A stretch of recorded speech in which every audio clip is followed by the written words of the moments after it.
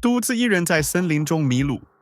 本来只是一次安静的独自兜风，只有我、车子和笔直的公路。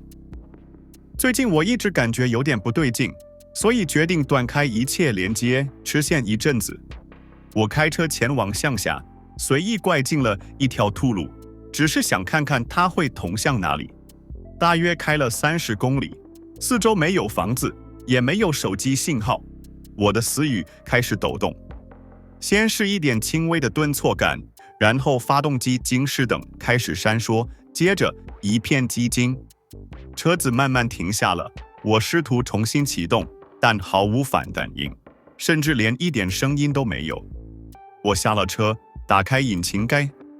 我懂一些基础知识，还不至于立刻慌张，但还是察觉到不对劲。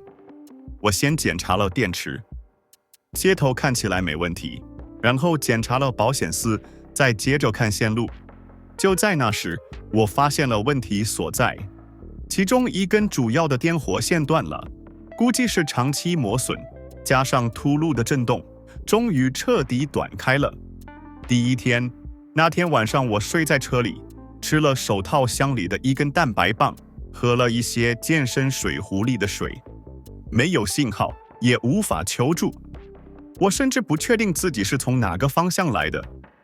第2天，我翻遍了车子，找出一切可能有用的东西。在后备箱里找到了一个小工具包，有签字、螺丝刀和电压测试器。幸运的是，几个月前我扔在那儿的绝缘小带也还在，本来以为永远用不到。我把断掉的电线外皮拨开，尽量把它重新缠绕起来，然后用胶带紧紧缠住。虽然不是理想的修法，但也许能撑得住。电池看起来还是有点的，我等发动机彻底冷却后，试着重新启动。它咳嗽了几声，然后启动了。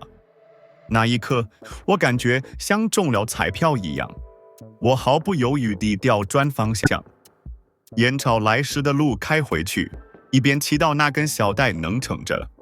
它确实撑住了，勉勉强强。天黑前，我终于开到一个加油站。我满身是土，眼我深陷地走了进去。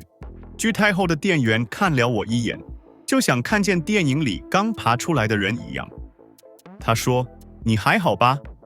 我回答：“没事，只是修了一根电线。”就这样，没有英雄主义，只是一些基本工具，一点冷静的思考，或是有一点运气。